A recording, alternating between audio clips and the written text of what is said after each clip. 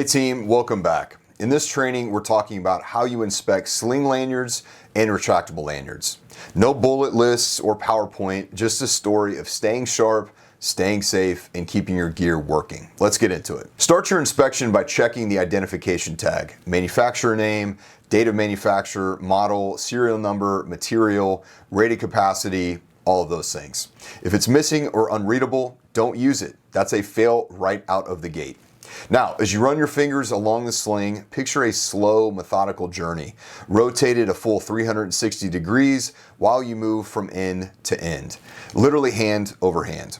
You're feeling and looking for any sign of snags, melted or shiny spots from heat, chemical burns, weld slag, cuts, tears, fraying, or abrasion on the edges. Any damage like that means immediate removal. Take special care around knots, splices, or stitching zones. Don't ever shorten a sling with a knot or bolt. Knots can cut its strength nearly in half. Every stitch needs to be intact and tight.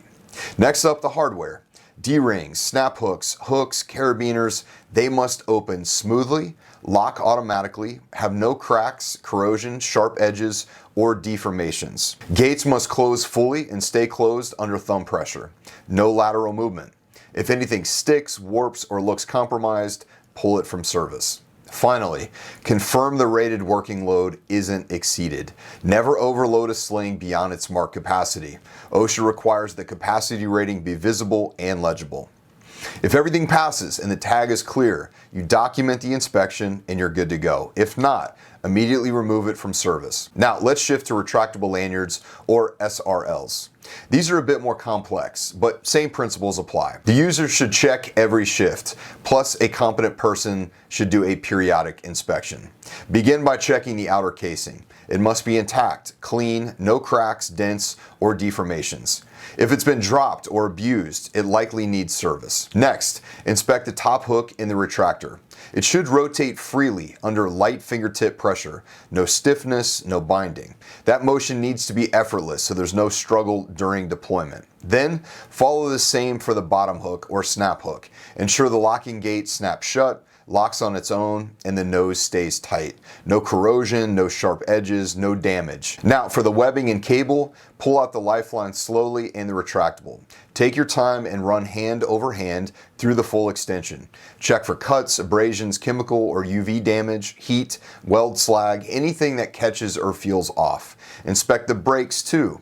Extend and retract several times to test that the braking mechanism locks quickly and releases cleanly, again with fingertip pressure and no delay. Labels are next. Confirm the tag is legible with date of manufacturer, serial number, ANSI OSHA compliance markings, class designation, which could be class 1 or class 2, etc., clearance charts if required, and missing or unreadable labels means you cannot ensure it's the right device for the job. From a regulatory viewpoint, SRLs that limit free fall to 2 feet must sustain at least 3,000 pounds tensile load, and those that don't must handle 5,000 pounds at full extension. Also, D-rings and carabiners should be rated to 5,000 pounds and proof tested to 3,600 pounds without deformation.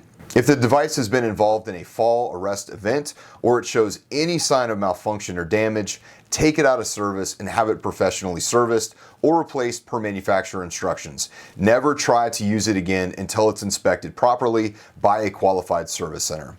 Remember, OSHA requires that lanyards and SRLs be inspected before each shift or use by the user, and a competent person must perform a more thorough periodic inspection at least annually, or more often if manufacturer guidelines or usage warrant. Store this documentation for inspection records and ensure that you have that documented. So here's the big takeaway. Every day before you clip in, run that tag, webbing, hardware, and brakes through your hands and eyes. If it fails anything, tag, stitching, function, locking, it stays out. Don't guess when it comes to safety. Document everything and lean on your competence program and manufacturer instructions for the deep inspections. Your choices today matter to your teammates, to your loved ones, to you. Stay safe, and I'll see you in the next one.